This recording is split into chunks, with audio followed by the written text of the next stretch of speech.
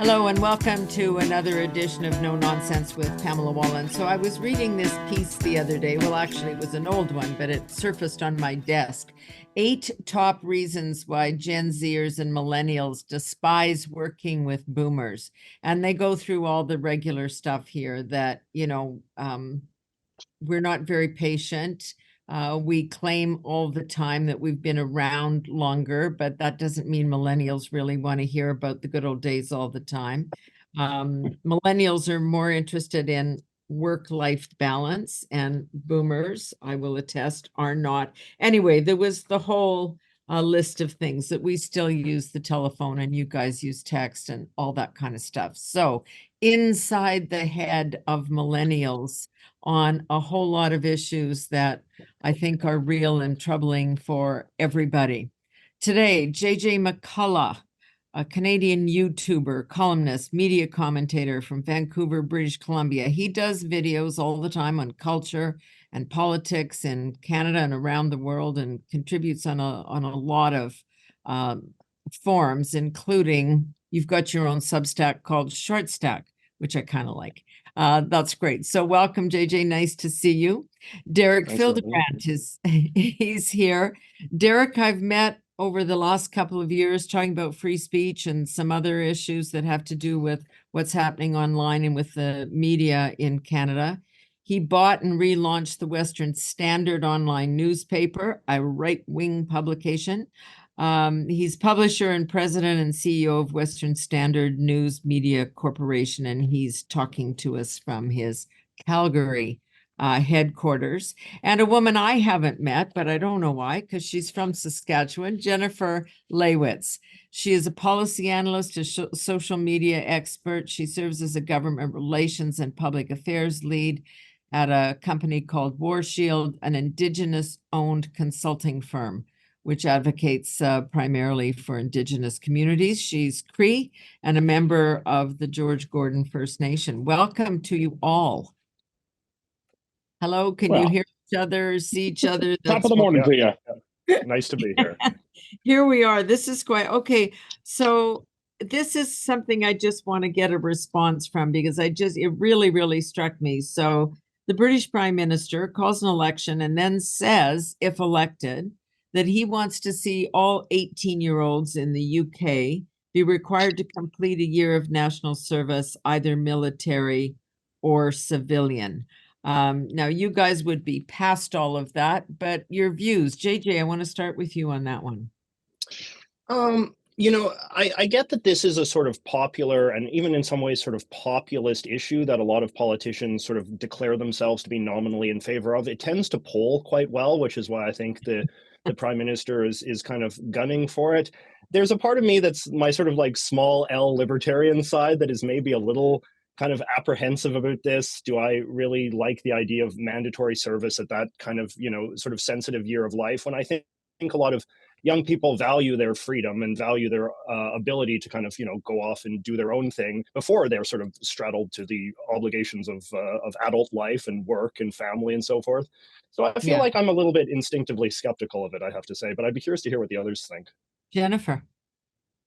I'm actually going to echo what JJ said. That freedom component comes into it, but at the same time, we hear about how Canadians, especially young Canadians, are starting to lose what the concept of fighting for freedom actually meant, and the importance of our military, especially here in Canada, and that service. And it even goes back to like having the right to vote in Canada. Like our young people are like, why should I even show up to vote at this point? So are we losing those good Canadian values, and how do we reinstill them? And it's also a time when I was just at the graduation of my godson, and he's 18 years old, and they're going off to school and they're doing all that, but they don't know what they want to do. There's a lot of uncertainty, and I don't know. What do you think, Derek? Do you have a thought? The libertarian in me is pretty skeptical of forcing this kind of thing, although there's obviously, in the UK example and in most examples of conscription or national service, the ability to take a non-military route in it. But I mean, at the end of the day, mandatory military service or national service really is just equivalent to a tax. And I mean, I suppose if we're going to accept the premise, however grudgingly, that taxes are legitimate, then so would be national service. In fact, for most of human history, doing a stint in the king's army or the local warlord was equivalent to your tax. That's how you paid a tax, was in military service. You know, I think there is some to it beyond just the politics of it. You know, I came up through the cadet program as a teenager. I was a sea cadet. I grew up in military towns, even though we weren't formally a military family, but I grew up in Air Force and Army towns. So of course I had to pick a sea cadet just to be difficult. But you know, it was very formative in me in building beyond just martial values, values around citizenship, responsibility, and I think there would be a lot of value in that. We have very little way of common values across Canada right now. Canada itself is largely degenerated to a series of fiscal transfers from one region to another, one economic class to another, one demographic group to another, and having an institution that you know requires you to spend some time learning to make a bed to some ridiculous degree of accuracy with someone who is richer than you or poorer than you or from a different religious background, and building common values. I think there's something to that. Yeah, it could be civilian service too. And I think, you know, we really are losing that. I mean, we have done things in this country that I find shocking, which is, you know, citizenship ceremonies, for example, have now essentially moved online. You know, Canada Day, the government is out looking at new logos for Canada Day. Like, we have a logo. It's called the flag of the country, right? So it's and it brings me to that whole question about the identity. You know, when the Prime Minister talks about a post-national state, or we have discussions about borderless worlds, I'm wondering, Jennifer, like, is diversity really our strength at this point, which they love to say, or is diversity becoming part of the issue? I think it used to be. I think there was a period in time where Canadians were starting to acknowledge our history, especially, you know, with First Nations people. You know, my great-great-great-grandma was born before the signing of Treaty 4 on the reserve that I'm from. But now it almost seems like the conversation is so diverse, and we've got this big population of people in Canada. You know, I hate to say it, a lot of them are Liberals or NDP supporters that are so hyper-focused on that diversity inclusion piece that they don't even know what it actually means anymore.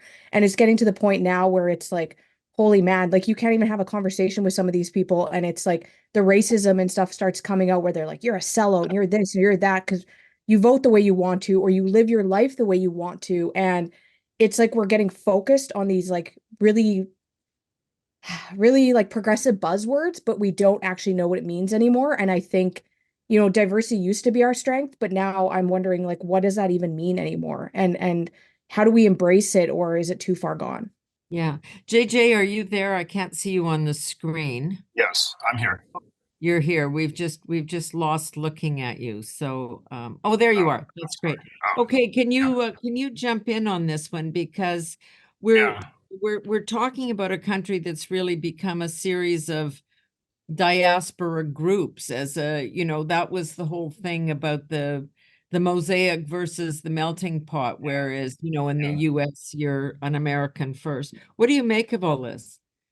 Yeah, so this is an issue that I find quite fascinating, because at the same time that Trudeau says, you know, we're a post-national state, there is no core identity of Canada, he is nevertheless consolidating certain aspects of sort of the Canadian state that very aggressively enforce the idea that there is at least some definition in terms of things like, you know, my pet issue, you know, Bill C-11 is very much about enforcing, you know, Canadian content quotas on the internet, which is based on the premise that the CRTC can decide what is good Canadian content.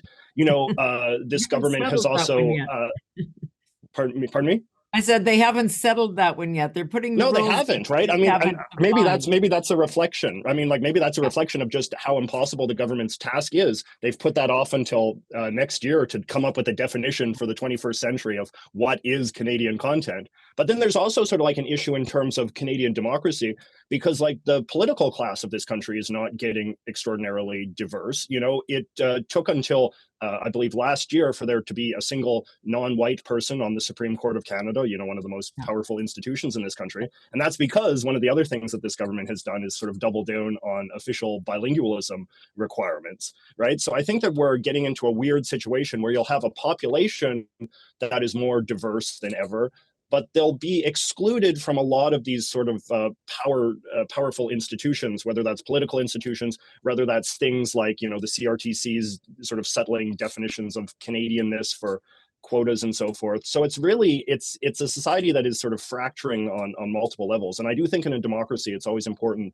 that we care a lot about the degree that we have a diverse kind of ruling class that is governing a diverse country. We've got all of this legislation coming forward now about, again, citizenship and who would qualify and the kids of, and we have huge numbers of migrants coming in that aren't coming through the official legal channels on that one. So actually, Jennifer, I want to ask you about this because I know the diaspora groups in Canada are really, and I think we see it in the States too, are really unhappy when you see a bunch of illegals coming across the border and being accepted and housed and fed and all of that, because they did it the legal way. And so they're resentful of this. Coming from the Indigenous perspective, does it trouble you even more on some level?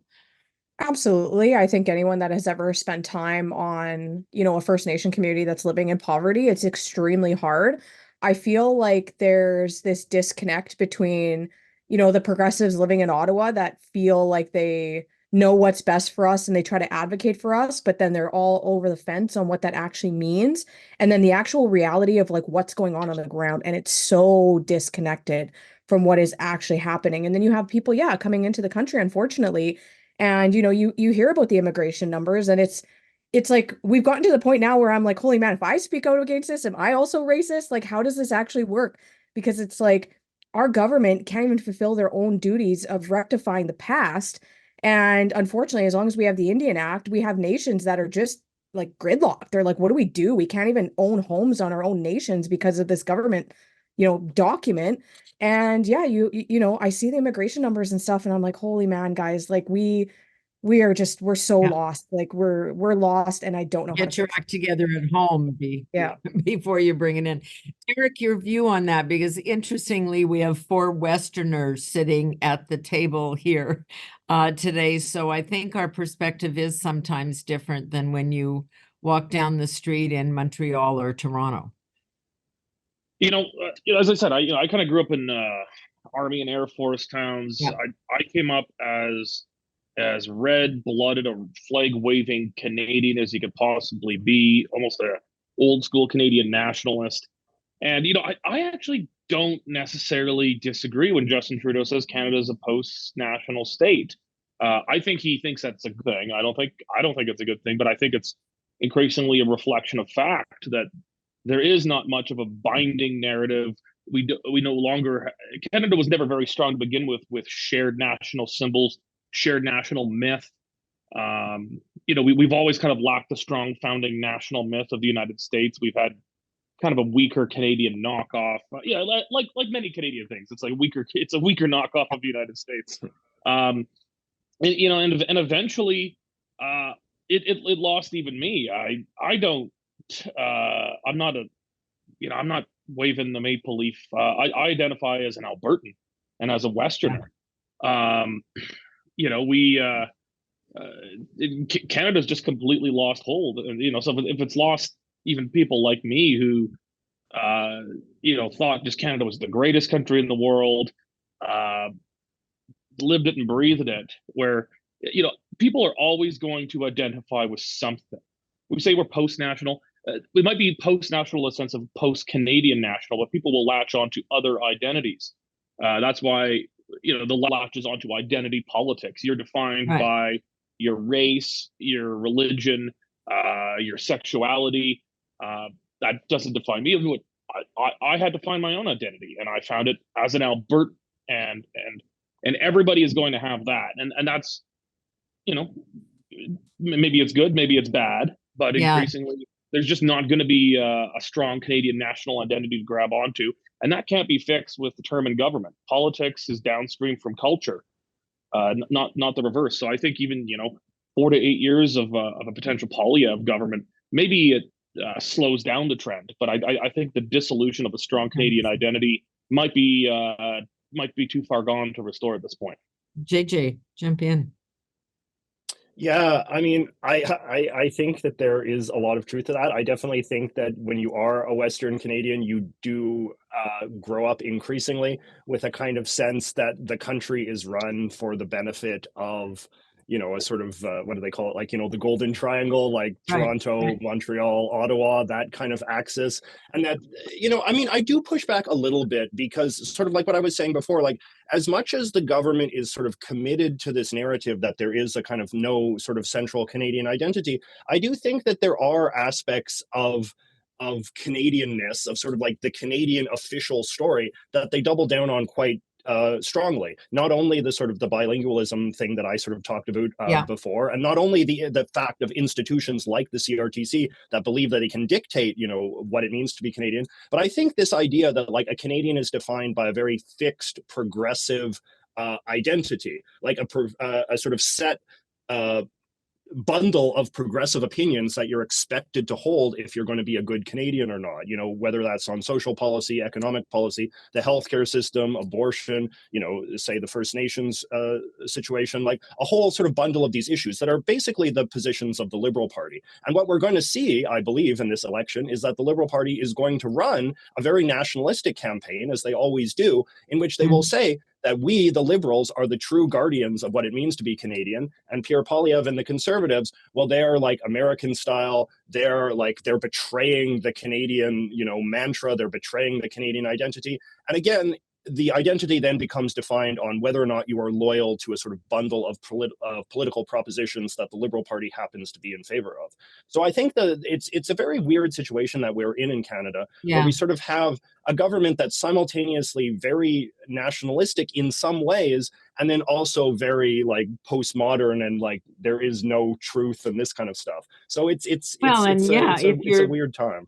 We even have our American neighbors and others, the Europeans, say, for God's sake, at least you could do your 2% on defense if you're going to be an international player at the table, and with that Canadian voice. I mean, we've always promoted ourselves as, the people who did so well in World War II, and then we were the peacekeepers, and we're the nice guys around the table, Jennifer. But honestly, if we can't pay our bills, nobody's going to want us at the table.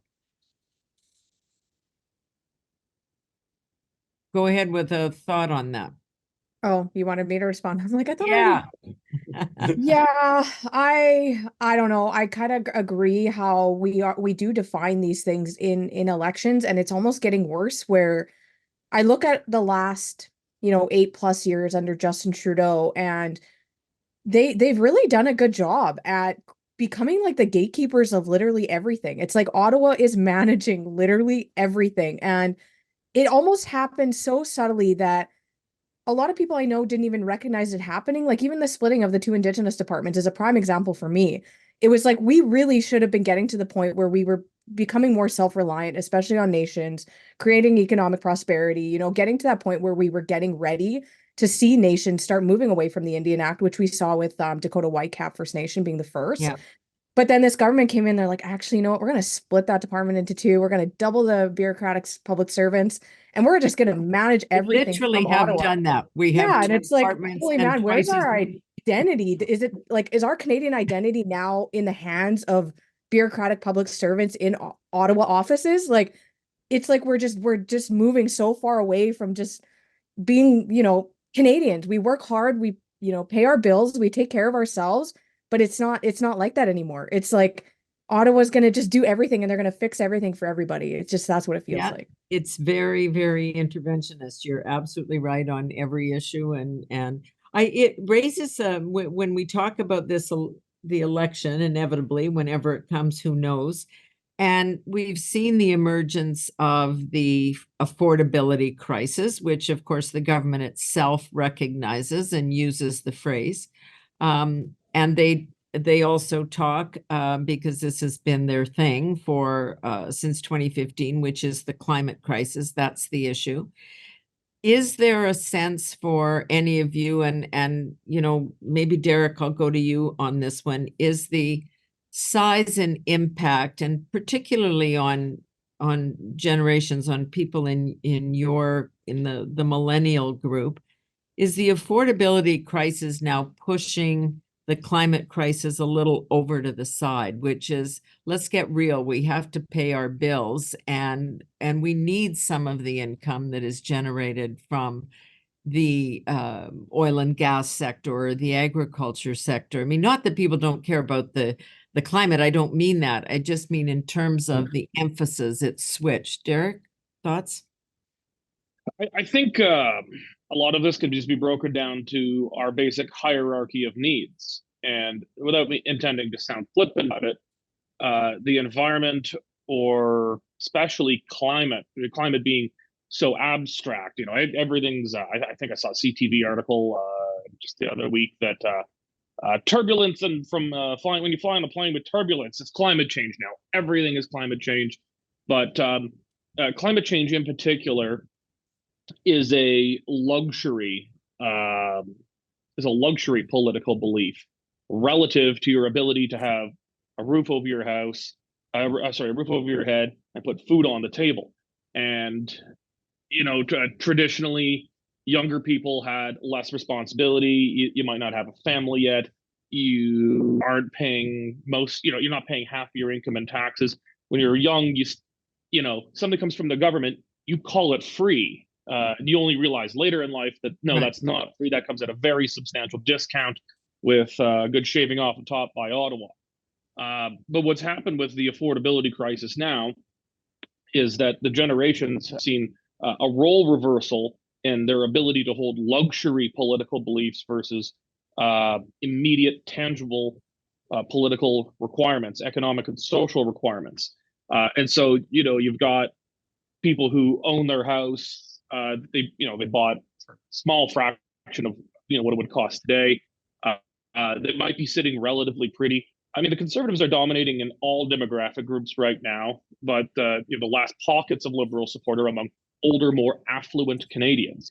And this is a complete role reversal from what you see, not just in Canada, but really across the Anglosphere, or even the broader Western democratic world, where older people tend to be more conservative, younger people tend to be more progressive.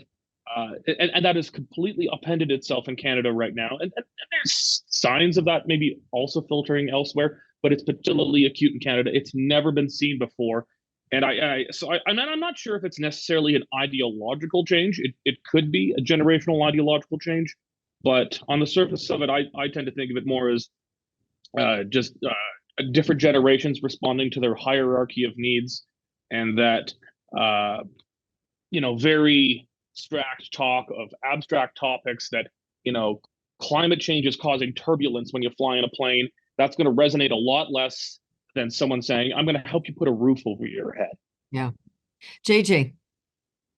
Yeah, I mean, the Liberals are really in a very difficult position as far as this goes, because their marquee climate change policy initiative was, of course, the carbon tax, right? So their marquee climate change initiative is something that has made the cost of living crisis worse, right? So it's the absolute sort of most sour spot you could possibly be in politically, in the sense that there is nothing that has done more to undermine sort of public support for, quote unquote, the climate agenda, than the climate agenda being associated with such an enormously unpopular public policy in the form of the climate, or the carbon tax that everyone is opposed to now. It feels like, on some level, certainly all the provincial governments are now sort of looking for ways to opt out.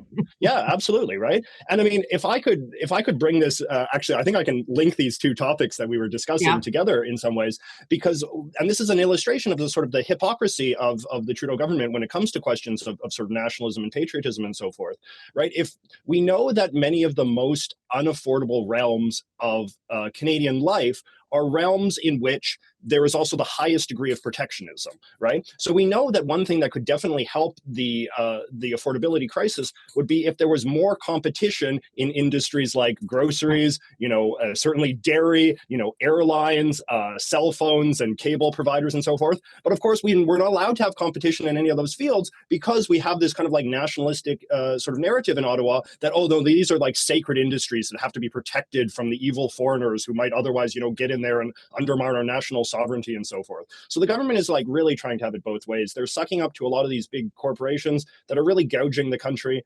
And we can't allow competition because somehow in this post-national country that we supposedly live in, the worst thing in the world is to have international competition in the world of commerce. So it's an odd thing, but I mean, what we need is the foreign investment and we need the competition, both of those things together. But instead, we seem to be paying out, I don't know, what was the last tally, $59 billion to people making batteries that could well be outdated in 2 years in terms of what the technology. Just to stick on this a minute, because Jennifer, you had a tweet out the other day. It was great. The Calgary mayor had said that you millennials shouldn't worry your pretty little heads necessarily about housing, renting. It's so much.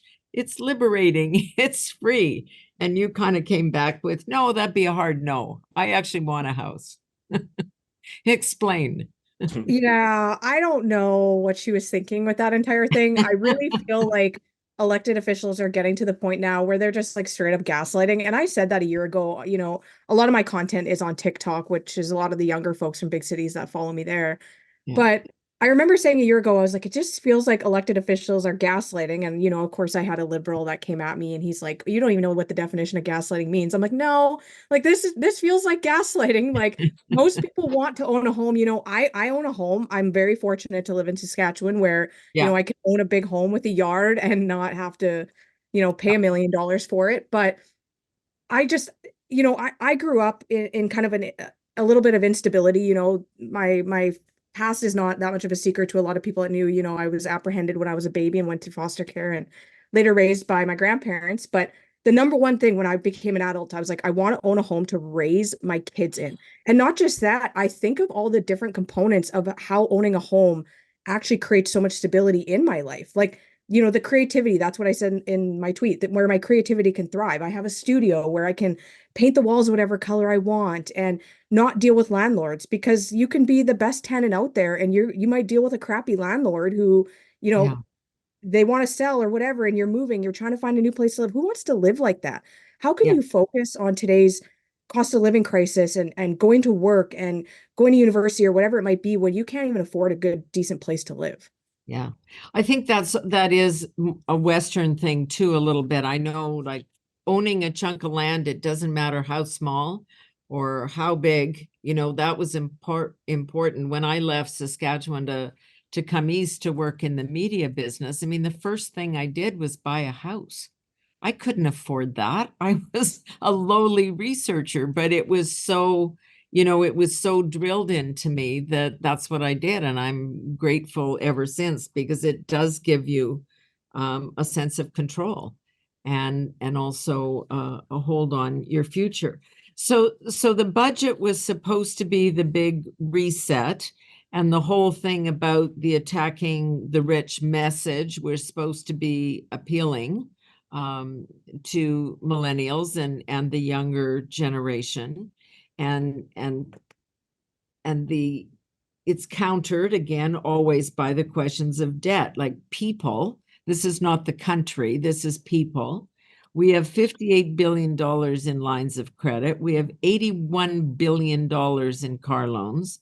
We have $120 billion on credit cards, and we've got $2 trillion of mortgage debt. Like, Derek, was there anything in the budget that was speaking to you, the whole, message that was trying to get to a younger audience? Maybe not you, you're a businessman, but anybody in your life? I don't think I was the kind of person he was trying to reach. No, I don't think you were the target, except maybe.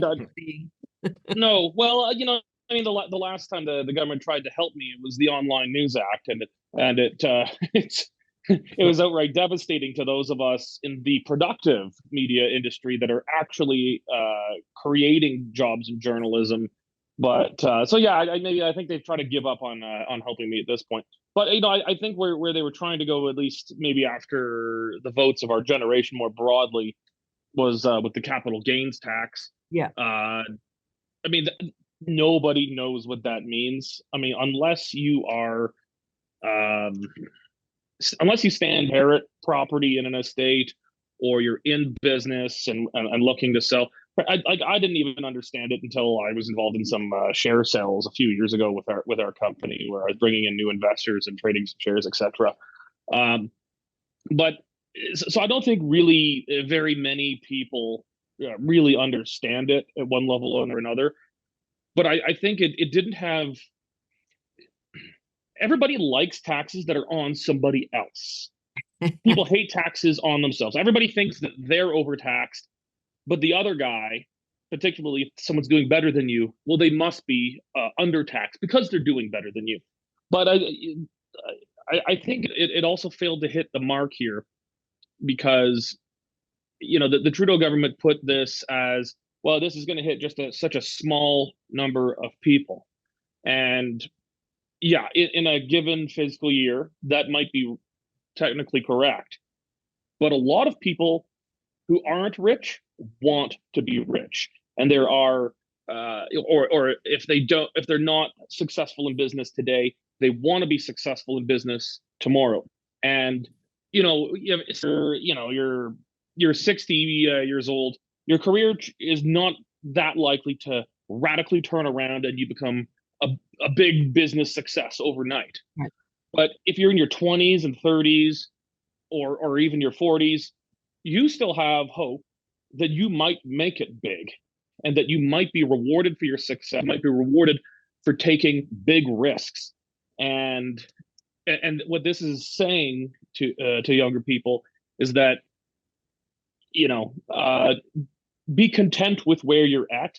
The government is not here to reward you for taking big risks, and it buys into the largely the more a view that's more dominant among Laurentians than in the West, that social mobility is not as important a thing as it is out here, where class mobility, social mobility are some of the most important things we have. That if you take the right risks, if you take the right big risks, you can be rewarded. So yeah, I don't think this hit the mark anywhere close to what they really were hoping it would.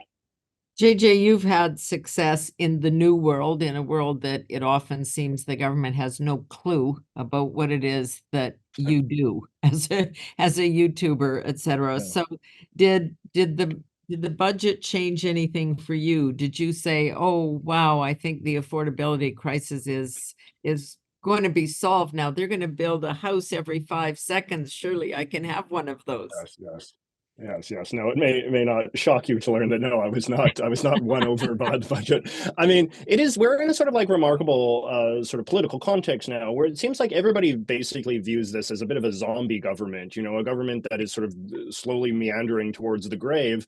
And so it's difficult to view anything that it's doing through any lens other than a purely sort of crass political lens, right? And so in a government that's in a sort of state of desperation, as particularly a liberal government, they return to a few familiar tropes in the way that they hope will kind of juice their numbers at a time when they're on the decline. And it seems like class warfare is one thing that parties of the progressive end like to do. They like to sort of whip up resentment for the rich. But I think the problem is that a lot of people are aware that a lot of the wealthy folks in Canada, whether they're the grocery cartels or whatever else, are in bed with the federal government, are in bed with Ottawa. Like, Ottawa is as complicit as anyone else in the wealth that has accumulated in certain sectors of the economy at the expense of sort of the entrepreneurial scene, right? Like, I and sort of my buddies in the YouTube space and the social media space, we're trying to be entrepreneurial, and we're being greeted with increased regulation, increased taxes.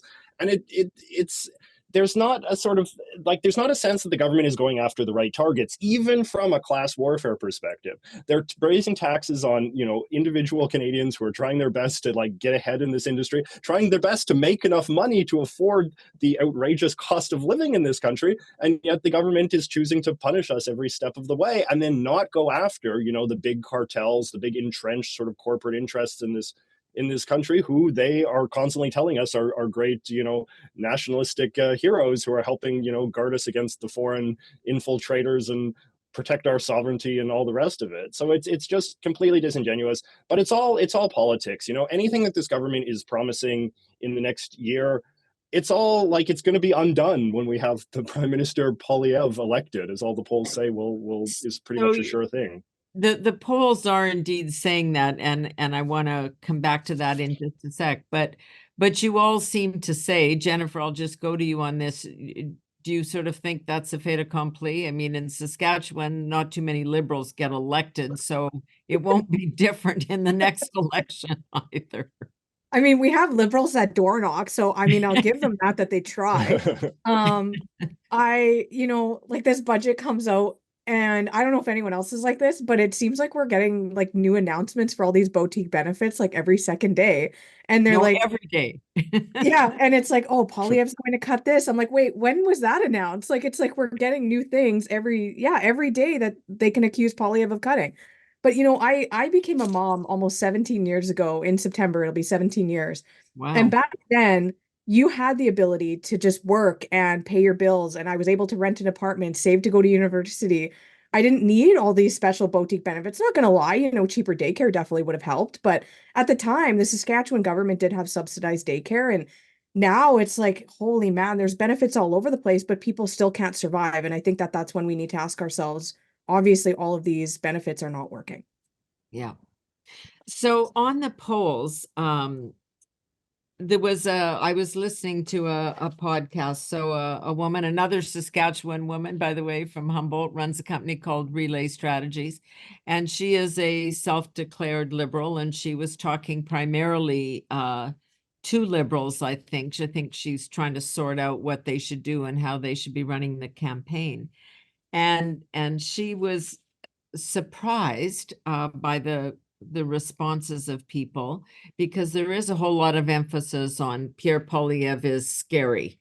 He's going to be Trump North. He's going to take away all these things from you, as you were just discussing, Jennifer. And then she was surprised that people were saying, yes, but the stuff that the Liberals are up to is just as scary, because they are infiltrating every aspect of our life, and they want to decide whether we can heat our homes and have an air conditioner and, you know, all of those, what car we drive, all of those things. So where's the balance in that? Are you like, from the people you know, Jennifer, and I'll just stay with you on this one, what's that discussion like? Who's scarier? I'll just put that question to you. Well, I'm from Saskatchewan, so I'm from a riding that I think is about 70% conservative. So Yeah. obviously they think Justin Trudeau is the scariest person on planet Earth. You know, that legacy is still living on from his father, and he's never going to shake that down in Saskatchewan. Yeah. But there is I'm of the concern. NEP generation, the National Energy Program. So yeah, I know. There is concern, obviously, amongst Indigenous communities, but I wouldn't say it's as much as people think it is. There, again, those Ottawa elites that legitimately think like Indigenous people are thinking about the Pierre Poilievre quote from 2008 every day, all day, and that's just not the case. Most of us are really just focused on trying to survive. So, yeah, and for me, the way I think about this is I'm not looking for politicians to be my friends. I'm not looking for the nice guy that's going to put a pretty smile on the face. I want my country to be in good shape for the future generations, especially my kids. You know, I have one that's graduating next year and my future grandkids. I'm really not worried about who's nice and who's mean and who looks scary. I'm worried about what you're doing with policy and how that's shaping, you know, our everyday lives and what you're doing to our country. You know what they say, mean people don't bother me. It's mean people that are pretending to be nice that bother me a whole lot. JJ, who's scarier? Well, you know what? One thing that is interesting, there was a recent poll. I think it was Abacus. I might be wrong about that, but they're asking sort of Canadians to evaluate the candidates. Do you trust him? Do you like him? So on and so forth. Yep. And then Yep. head to head, Pierre and Justin. But the one thing that was really quite striking to me was Pierre polls better on the question of, do you think this politician has a hidden agenda? Right? Mhm, That mhm. used to always be the issue that was used against Harper, right? Oh, Harper says one thing, but he has this hidden agenda. And so it's really striking that for the first time, more people believe that Justin Trudeau has a hidden agenda than his conservative opponent. More people believe that the Liberal Party is the more ideological of the two big parties. And I just find that really fascinating, because I think that gets to an element of the distrust that people feel. Like, people feel that this is an ideological government that has like an ideologically driven goal for what they want to do with the country, and that includes, over-regulation, get government into more of your life, a sort of like far left agenda when it comes to social policy and all the rest of it. And I just find that to be like a really interesting phenomenon, and that really shows that the political culture of this country is changing pretty Oh yeah, that's significantly. a It's huge, not just yeah. Yeah, and it's not just like, as Derek said, that people of all demographics are now supporting conservative, including young people and minorities, in a way that never used to be the historic norm, but also just that people are conceptualizing the fundamental narrative of Canadian politics and the fundamental nature of right versus left, liberal and progressive, or conservative and progressive, in a way that they never used to. And I think that really shows that the campaign that the Trudeau Liberals are going to try to run, they're going to try to do the same old playbook. And I think it's just not going to work in a transformed Canada. Yeah, it is a very fundamental change if it works. So Derek, just your assessment, because we also know that elections in this country tend to be, I'm sick and tired of the guy that's there, I'm going to throw him out and get a different one. And then 4 years of Mr. Polyev trying to put Humpty Dumpty back together again with no money in the kitty. At the end of 4 years, they're going to say, but where's the new world?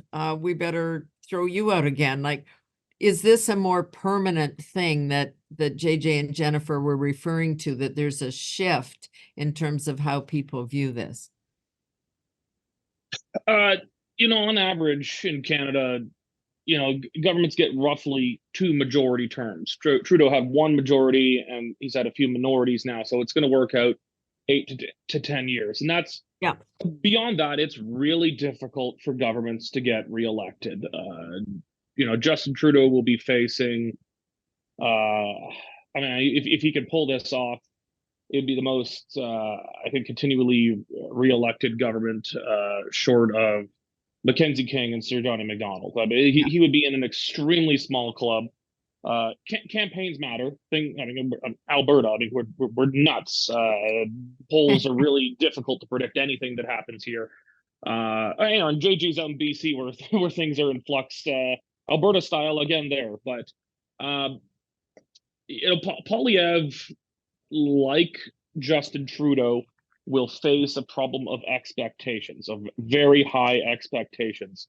And he's going to be doing so from an extremely weak fiscal position. And it's, it's really easy to move the curb in the more progressive, statist direction, because it's always easier to increase spending.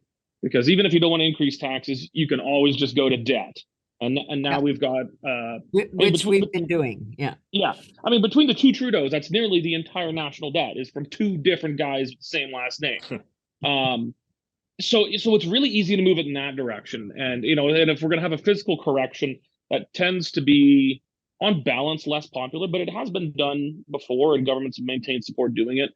The Chrétien Martin government in beginning in the 95 budget made really tough decisions that were very positive for the long-term fiscal outlook of Canada. All of that hard work done in the early to mid-90s has been completely undone. Harris in Ontario, Klein in Alberta. There have been examples of governments, that have performed significant fiscal austerity or corrections and maintained popularity.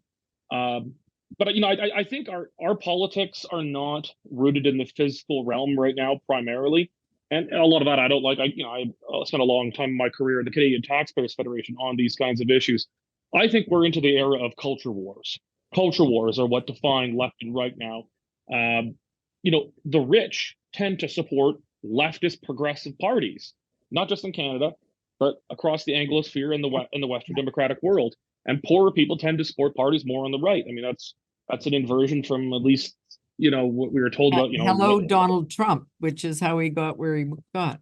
Yeah, exactly. So I think we're defined much more by culture wars now, urban versus rural, and we're living in different worlds. Someone living in downtown Toronto who thinks this is perfectly natural that you can change your gender 3 times a week with the time of day is living on a different planet than a farmer in Wheatland County east of Calgary who just thinks it's absolutely bananas, and there's no real common ground between them. And I guess this kind of goes back to maybe our original topic about lack of shared values. It's not just regionally; it's urban and rural, and different cultural groups. And so I think there, Poilievre has an opportunity to definitely deliver on expectations. JJ said it well, that people believe that the Justin Trudeau has a hidden agenda. Because no one voted for these guys. The Liberals didn't put in their platform that they're going to put free tampon machines in the men's room and in the airports and on military bases. That just didn't occur to anybody because it's ridiculous.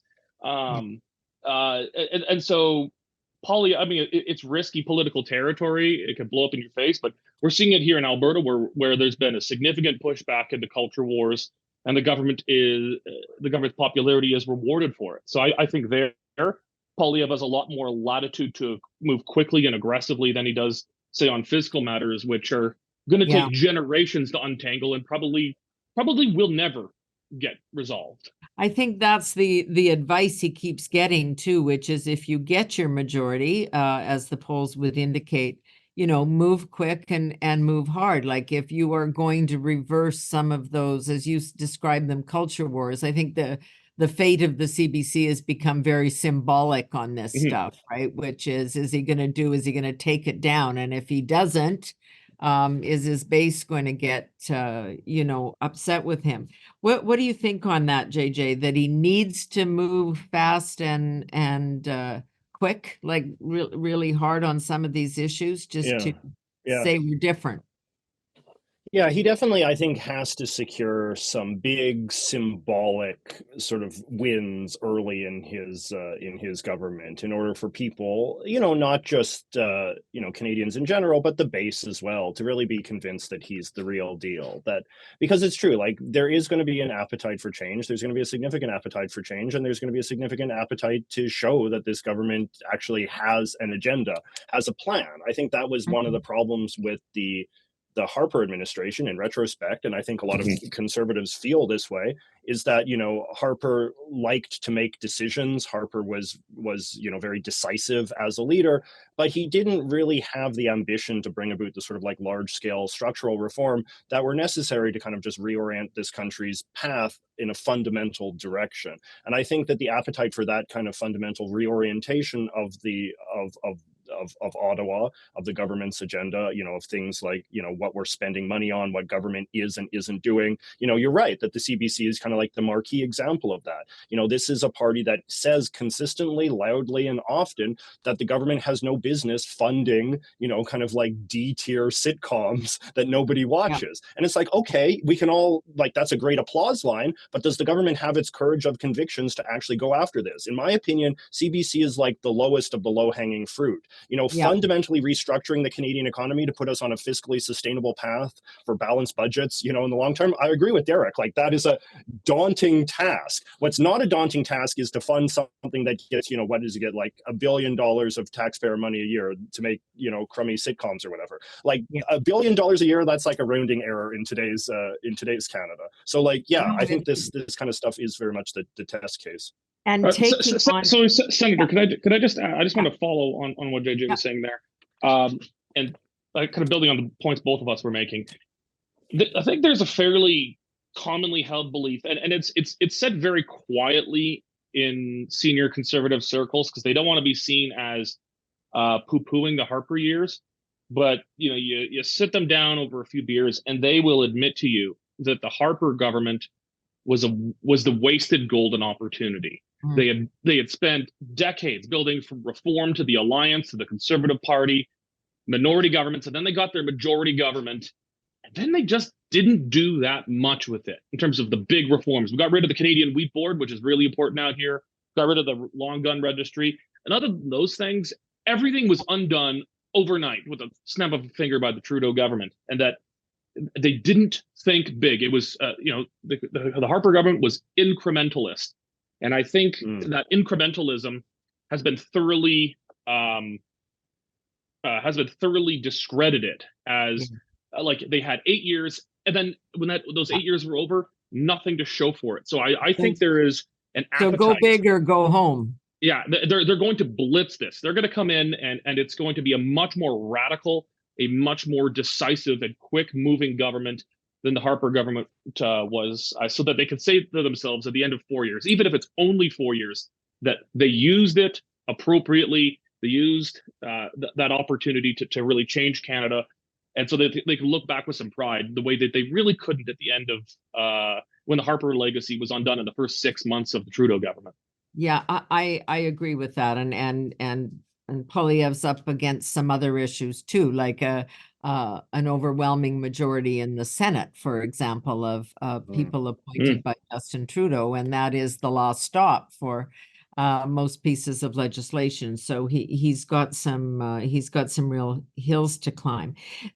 And I see some of those big things, but I want to come back a little bit to that point. This question of the culture politics that so invade. Everyone is a victim, and the assumption that anybody who is a victim and feels oppressed shares causes with everybody else who thinks they're a victim and has a cause. And I was kind of chuckling to myself when you see a Greta Thunberg, who has been lecturing us all for a very long time, donning the keffah, the Palestinian scarf, and that stuff is going on. What we're seeing on campuses, the fact that everybody is oppressed by some way, that we're tearing down the bits of history, another run at John A. Macdonald in the last couple of weeks again, et cetera. And so how, and Jennifer, I want to hear from you on this, like, how do you deal with that if you're government, because you kind of dare not take on groups like that and say, I declare you're not oppressed or you're not a victim? Or do you think it'll kind of melt away because the environment won't be as tolerant and accepting, and in many cases funding this behavior, this attitude? Yeah, I think the culture wars is a big one. I've never fit into that mold, which is probably why, I've made a little bit of a name for myself as a free thinking Indigenous person. But the culture war, the culture war we're seeing now, especially, as it pertains to the war in the Middle East now happening across Canada, especially on campuses, is you're absolutely right about everybody wanting to be oppressed. And, I'm really one of these people that's always in my own lane. Like I don't care what other Indigenous people are doing or voting or thinking. I don't care. I'm at home working, raising my own kids. But a perfect example of this is I did see a fellow First Nations friend of mine. She's a VP at Crestview Strategies, was one of the honorary dignitaries to go to Israel to be a witness. And that's her choice. She's allowed to do whatever she wants. So she goes and she's documenting her trip to Israel on Twitter. And I see this other woman who's a self-proclaimed advocate for Palestine. That's been all over Twitter. She's taking her PhD, I believe, at one of the bigger universities, McMaster or something like that. And she's like fully telling this First Nations woman that she's not Indigenous. She's like, you're not First Nations, you're a sellout, blah, blah, blah, blah, blah. So I like enter this conversation. I'm like, man, you can't just like start rewriting people's DNA. She comes at me next and she's like, you're also not Indigenous because to be Indigenous means that you're in support. I'm like, and I'm just like looking around and I'm like, holy man, did you just like rewrite my family's entire history on this land that predates Canada's existence because I don't agree with you? And I'm like, am I the, like, I'm telling my husband, right? I'm like, am I the, like, am I oppressing them now? Like, am I the racist one? Like, this is insane. And, obviously people had chimed into the conversation, but she said it with her whole chest. And that's why now I'm like, some of these people are not your friends, you guys. Like, they're using you for your cause. And then what? Like, if you are so comfortable being, whether you immigrated to Canada 5 years ago or 15 years ago, if you're so comfortable going to First Nations people and being like, you're not Indigenous because you don't support my cause, holy man, we've lost the plot at this point. Well, and this kind of comes back, JJ, to something you and Derek fight on, not with each other, I mean, but for the whole, the redefinition of free speech, which we really have to get a handle on, because, I'm 1,000% in favor of free speech, but I am opposed to hate speech.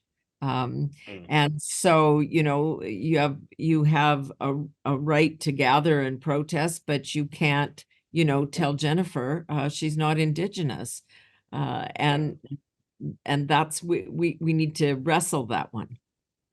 Yeah, no, there definitely has been a narrowing of acceptable topics of conversation that has sort of been one of the defining, both at a policy level and as a cultural level of sort of the Trudeau years, greater stigmatization of greater conversations, greater, ironically enough, for a government that, talks a lot about intersectionality, there's never been sort of more kind of closed-mindedness towards the possibility that people can have diverse and complex and elaborate identities that are unpredictable. I face this as well as a gay man. I'm expected to sort of get in line with a whole bunch of policy prescriptions that I don't necessarily see my own personal identity reflected in.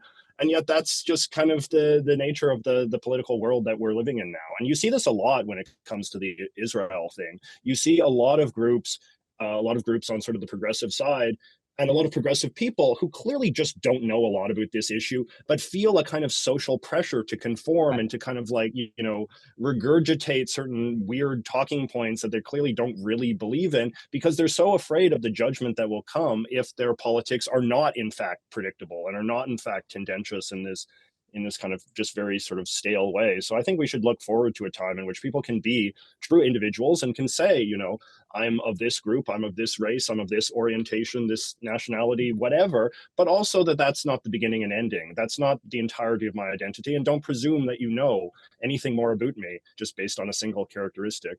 But anyway, I'm sorry, folks, I have to go. I have another podcast that I have to do right away. Okay, well, thank you very much. And and Derek, I was just going to conversation on the issue of where this may all come together as crime and crime, law and order, that sort of thing. So you know what? We'll come back to that another time. What a great gathering. Thank you all very much for your time today. Jennifer Laewetz, JJ McCullough, who's running out, Derek Fildebrandt. I hope that we can gather again soon. Thanks a lot, you guys. Bye-bye. Cheers. Thank you very much for having us. Good. So that is it for this edition of No Nonsense with Pamela Wallen. We'll see you all soon.